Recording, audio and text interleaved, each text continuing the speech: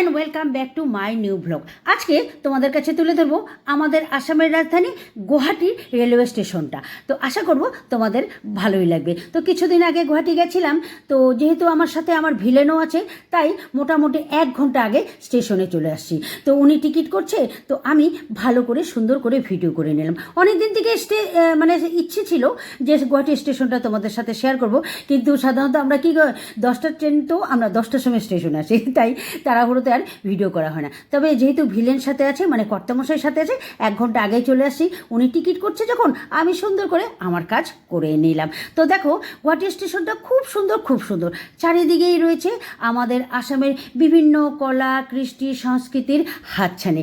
ভালো করে ঘুরে দেখলে মনে হবে যেন আমাদের আসামের ইতিহাসের পৃষ্ঠাগুলো এখানে খোলা আছে। হ্যাঁ, এখানে সুন্দর করে আঁকা আছে আসামের প্রাকৃতিক সৌন্দর্য, আসামের চা বাগান, বিভিন্ন আমাদের অনুষ্ঠানের প্রতিচ্ছবি। এখানে দেখো আমাদের যে প্রতীক চিহ্ন আছে সেগুলোকেও সুন্দর করে আঁকা আছে। আর এখানে দেখো রয়েছে আমাদের শান্তিদূত বুদ্ধদেবের একটা খুব সুন্দর মূর্তি। তারপরে আছে আসামের বিভিন্ন সাংস্কৃতিক অনুষ্ঠানে মানে ব্যবহার করা মুখোশ ও প্রতীক চিহ্নগুলোও। এই মুখোশগুলো কিন্তু এখনও বিভিন্ন সাংস্কৃতিক অনুষ্ঠানে পরিধান করতে আমরা দেখতে পাই। রয়েছে বিভিন্ন ধরনের যে আমাদের সাংস্কৃতিক বা আমাদের সংস্কৃতির সাথে মিলে থাকা যে নৃত্য, সেগুলোরও খুব সুন্দর দৃশ্য কিন্তু অঙ্কন করা আছে। স্টেশনটা তো অনেক বড়, অনেক বড়, প্ল্যাটফর্মটা অনেক বড়।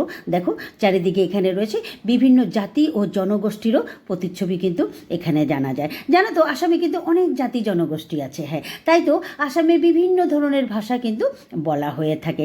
তো দেখো, এটা হলো স্টেশনটার বাইরের দিকটা। তো চলো এবার প্ল্যাটফর্মে তোমাদেরকে নিয়ে যাই। অনেক ভিড়, অনেক ভিড়, অনেক ভিড়। যেহেতু মানে এটা রাজধানী, তো সরাইঘাট কিন্তু গুয়াহাটির থেকেই 12টা 20 রাইট টাইম, 12টা 20 থেকে মানে 12টা 20-এ গুয়াহাটির থেকে ছাড়ে, আর 3টা 40-এ আমাদের নিউ বঙ্গাইগাঁও পৌঁছে যায়। তো যেহেতু আমরা আগে আসছিলাম, তো টিকিট করা হয়ে গেল। তো কর্তামশাই বললো চলো চলো ট্রেনে গিয়ে বসি। আমি বললাম আরে 12টাই তো বাজেনি, 12টা 20-এ তো ছাড়বে, দাঁড়াও না একটু ভিডিও করে নিই। জানি না বাবা উনি ভিডিও করতে দেখলে কেন যে এত বকবক করে। তো অবশেষে কিন্তু অ্যানাউন্সমেন্ট শুনতে পারলাম।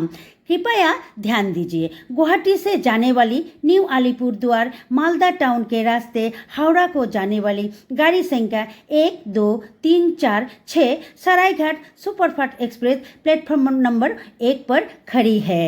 तो আর দেরি করা যাবে না। তো প্রথমে কিন্তু ট্রেনে গিয়ে উঠে বসলাম, তারপরে দেখলাম পরিষ্কার করছে, তো আবার নিচে নেমে আসলাম। তো নিচে নেমে আসাতে এবার আমি আর কর্তামশাইকে ছাড়লাম না, ওনাকেও ভিডিওতে একটু